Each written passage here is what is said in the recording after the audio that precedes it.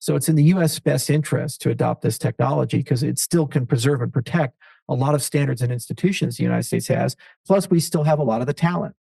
Gary's trying to offshore all that talent and get everybody out of the US, but there's still a few cryptographers and entrepreneurs that like the United States. And if they stay, that means the US economy can grow from that, or else we lose trillions of dollars of future growth.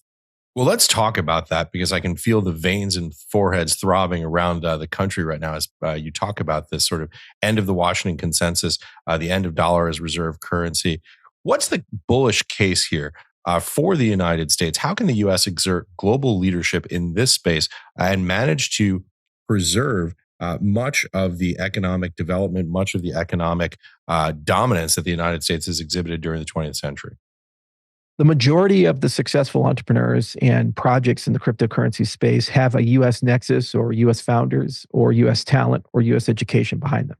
So the bullish case is just get out of the way of the industry, just like they did in the software industry and the rise of the internet. And that'll go create your Googles and your Facebooks and your Microsofts and create trillions of dollars of wealth and millions of jobs.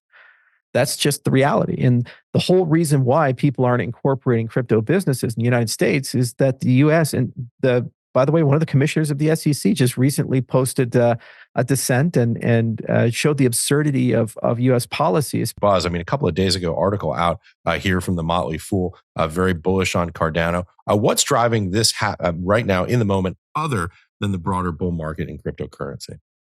Well, people like when you honor the commitments you make as an ecosystem. When the ecosystem comes out and says, hey, we're going to do on-chain governance, and there's significant progress there, when there's been 7 years of consistency. As I mentioned, Cardano's been up for more than 2,300 days, 24 hours a day, 7 days a week, never been hacked, never gone down.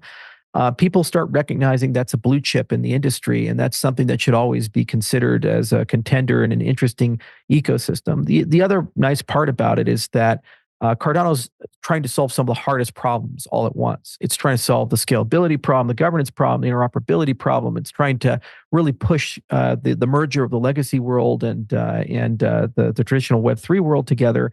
And it's a truly global project. There's people all across the world, from Vietnam to Ghana and everywhere in between. And so that internationalization has always been a big value for it. And remember, all of this growth happened with no 6 kilobytes have been filled. But even so, you still have a bunch of NFTs that have been moved, some smart contract calls, some scripts right there. So it's really fun to watch that. And that wasn't the case 3-4 years ago. It was a lot of promise and potential.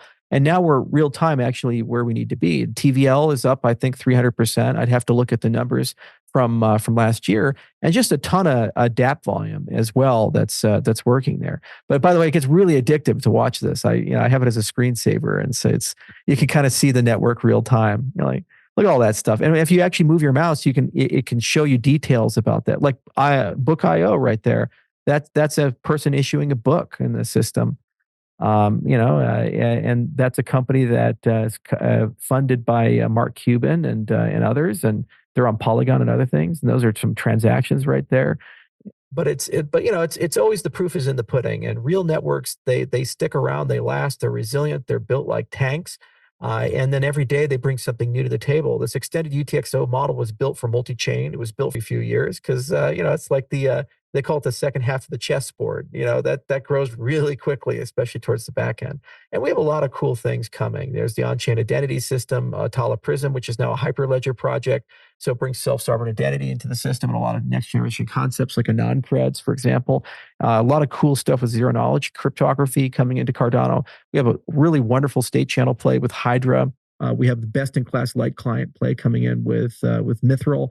So the ecosystem of technology is there, and the use cases are growing. And again, with no VC support.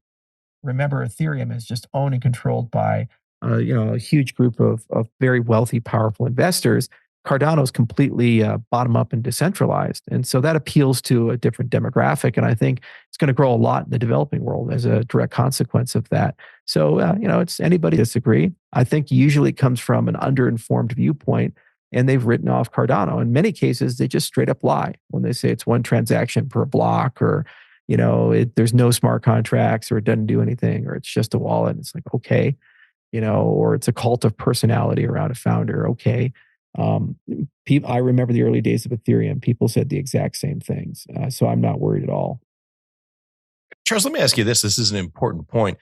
You said like, hey, listen, I don't know where those numbers are coming from. My numbers look different. One of the challenges in this space is that Now, they're not my numbers. Those are Masari's numbers that I'm quoting. Yeah. So if you don't think Masari is an accurate organization, then that's fine. But I try to stay objective.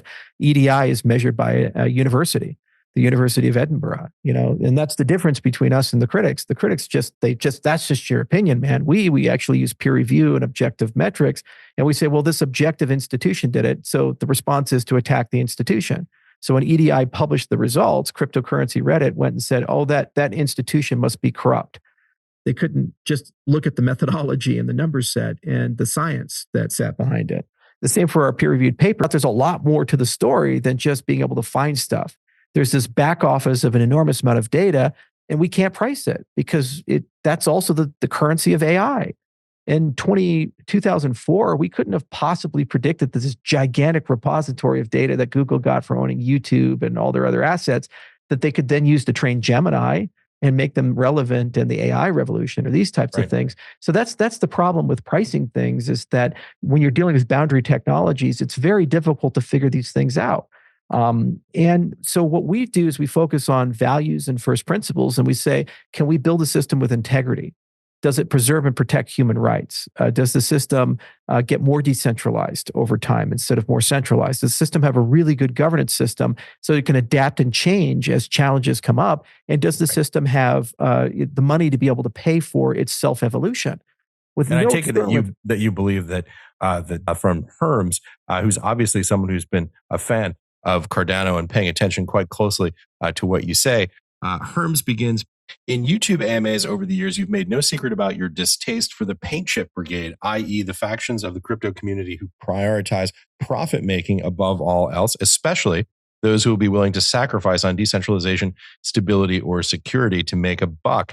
However, it seems like the consensus logic of Cardano, backed by the game theory and governance of IOG, understands the importance of financial incentives for driving network growth and adoption. Can you talk about how you reconcile the pure principles of ADA with the reality that many in the ecosystem, including DREPs and members of Intersect, I don't know what that means, will at some level be motivated by financial gain? The question that I think Herms is asking, obviously somebody who follows Cardano extremely closely, the question that I think he's asking is, so what if you build a better mousetrap with better governance, with more openness and decentralization? What if or if other protocols win a standards war? I think that's the heart of the question. Yeah, and part of pragmatism is the ability to adapt and change. Like, let's say the EVM becomes the standard, then with partner chains, we have that interop. Losing a lot of steam, and there's a big panic because people are starting to realize that money's not worth as much as it used to be. You feel it at $5 gasoline. You feel it when you go to the supermarket and you can't fill your cart anymore with the same amount of money. You feel it when your rent's $2,000, $3,000, $4,000 a month. You feel it with your cell phone bill. These death by 1,000 cuts. And crypto is basically saying there's an entirely different philosophy for how money and payments need to work. And if what we're trying to do is pigeonhole that philosophy into number go up from a US dollar basis, we've missed the entire point of why these systems exist in the first place and why people actually worked on them for years with no compensation in the first place. I was in the crypto space before Bitcoin hit $1. And back then, we didn't care about the price because nobody made any money. I mean, there was a StarCraft tournament where fifth prize was 25 Bitcoin and first prize was $100. I mean, it just gives you a sense of where we started in this industry. That's what got this industry to where it's at today. And there's going to be a revolution as inflation continues, especially as we get close to that $50 trillion debt. We keep having